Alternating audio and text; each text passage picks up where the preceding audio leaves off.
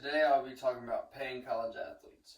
February 20th, Cameron Indoor Stadium was the venue for the most heated rivalry in sports, Duke versus UNC. 4.3 million people tune in. Tickets sell for $4,000 each. Spike Lee and Barack Obama sit courtside. Less than 34 seconds into the game, 18-year-old Zion Williamson falls and is injured due to a ripped open Nike basketball shoe. The shoes are deemed a public health hazard, and Nike loses $1.1 billion in revenue the next day. In less than a minute, a teenager has moved an industry. The NCAA must put the players first, starting by finding a way to fairly compensate them for their labor. As a college athlete myself, I know how much time and effort is necessary to be successful in the classroom and on the field.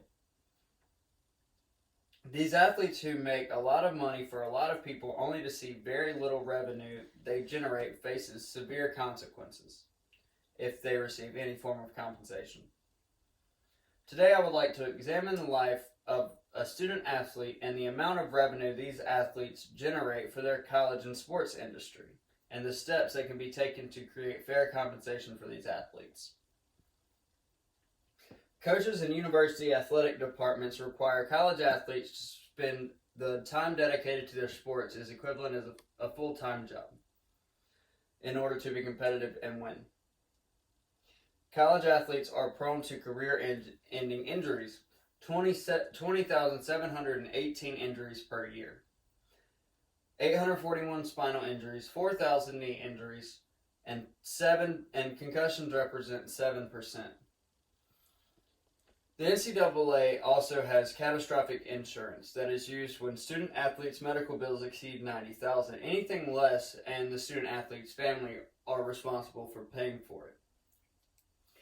Money is all around college sports. Corporate sponsorships, ticket sales, television contracts, apparel deals, and merchandise sales are all revenue streams. Last year, the Department of Education reported $14 billion in total revenue collected by college sports programs, up from $4 billion in 2003.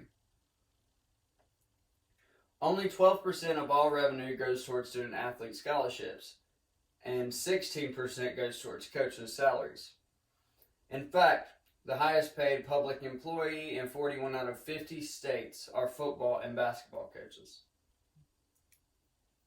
The NCAA should change its rules to allow payment to the student athlete. According to a recent survey of 2,501 students, the majority support initiatives to pay college athletes. A college athlete should be able to receive endorsement deals and compensation for the use of their likeness. It would attract these athletes to stay in school longer and eventually receive their degrees. It would also help stop corruption. Coaches, corporations, and agents have been involved in illegal criminal activity that by paying players. So can this work? There are many who believe these athletes should not receive any form of compensation or payment. The line between amateur and professional sports would ultimately be eliminated. Paying athletes could shift their priorities from academics and more towards making money. Paying athletes could also create payment equality issues and completely eliminate some of the non-revenue sports.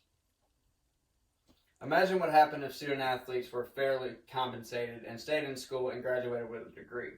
A fair system for the athlete would create that can provide education and as well as financial security.